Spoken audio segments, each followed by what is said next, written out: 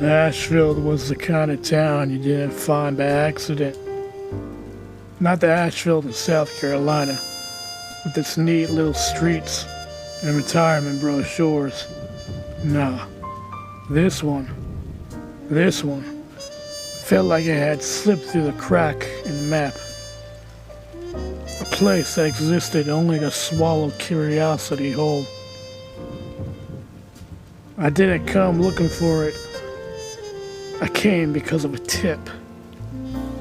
A name scratched into a voicemail I shouldn't have answered. A voice whispering warnings that didn't make sense at the time. The road was slick, reflecting the gray sky like a mirror, broken only by the occasional ripple of a passing car. Headlights cut through fog that smelled faintly of wet asphalt and rust. One gas station, two stoplights, and the uneasy sensation that the air itself was watching. Fuel light blinked red. My car groaned. I shouldn't have turned back, maybe. But some instincts tell you when you have no choice. So I took the exit. The welcome sign leaned crooked in the fog, reading, "Welcome to Ashfield, where clean water means safe living." Beneath it, someone had scratched a message into the peeling paint. "Stop drinking it." I stared too long. My throat went dry. My stomach churned. I felt watched. And yet, I had to move forward. I should have walked away, kept driving until the town became a memory. But curiosity, obsession, maybe all of it wrapped in my latest vintages of journalistic integrity, dragged me in. The gas station had one flickering light above the door, letters peeling. I entered, and that's when I noticed them. People moved inside, but not quite like humans. Their eyes were calm, too calm, as if someone had paused the world around them. Conversations repeated in tiny loops. Hands folded, unfolded, folded again, like a machine running a habit I didn't understand. I ordered gas. The cashier smiled. It's too long, too wide. His eyes too blank. I tried to speak. Words stuck in my throat. A fog thickened inside me, heavier than the rain outside. I swallowed hard. My recorder went in my coat pocket. Old habit. Better to document it than trust memory in a place like this. I stepped outside. Empty streets. A billboard flickered with static before revealing a message. Safe water, happy lives, trust the source. Movement caught my eye. A figure, clad in gray, hair slick with rain, standing at the edge of the mist. Too quick. Gone before I could blink. I walked toward the edge of the town, following instructions from the voicemail. They're testing something. Stay away from the reservoir. I didn't follow instructions. Not fully. I was too curious, too trained to notice patterns. Too much of a private investigator, a former cop, a journalist, a podcaster, a water inspector, all rolled into one restless body.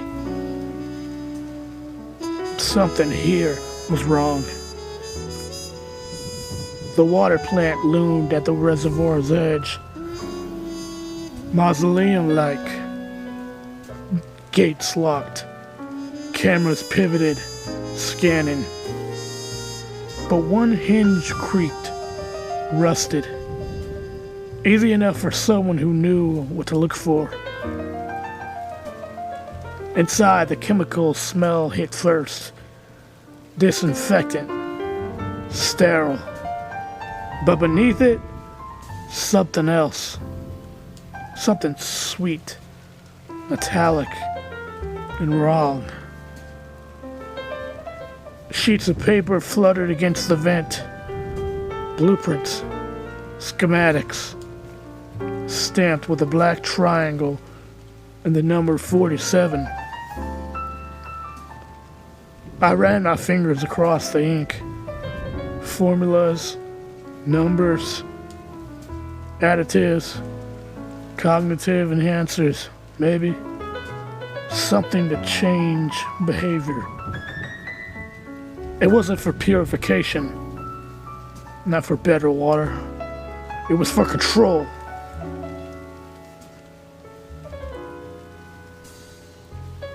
The townsfolk moved in synchronized patterns I couldn't ignore. Same gestures, same sequences, repetition, programming, and obedience. Headache was creeping in. Not fear exactly, something worse. A sensation that memory itself was being rewritten. And then, footsteps above. Heavy, deliberate, not alone. I ducked behind a control panel, heart hammering.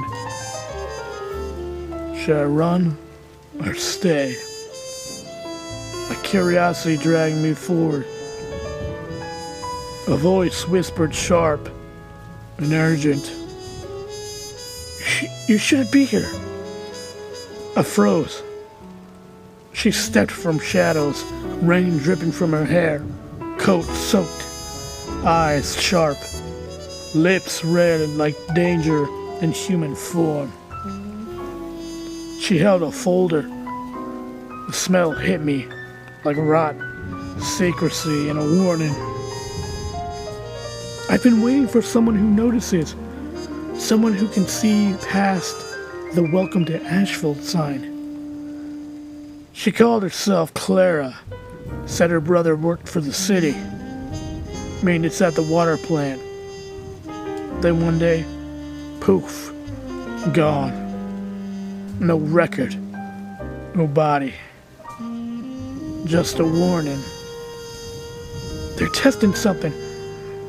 Not for cleaning water, for controlling it, controlling us. Her voice trembled, not from fear, but from the weight of a secret too heavy to bear alone. If you follow me, you'll see it. The reservoir, the tanks, everything they've been feeding us. I nodded, and just like that, trouble found me. The reservoir glimmered under foggy lights. Tanks loomed like silent titans. Pipes ran like veins. The air smelled of metal, water, and decay. We crept closer. Every step echoed. Every shadow shifted. The programming, it was in the water. The people, the town itself. I caught glimpses of my own reflection in the tanks. My face looked wrong, heavy and tired, like Ashfield had already claimed a piece of me. Something moved in the shadows. Not Clara, something else.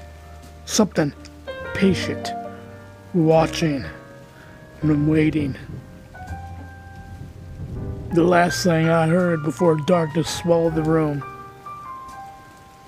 Clara, if you're still out there, what did they do to my town?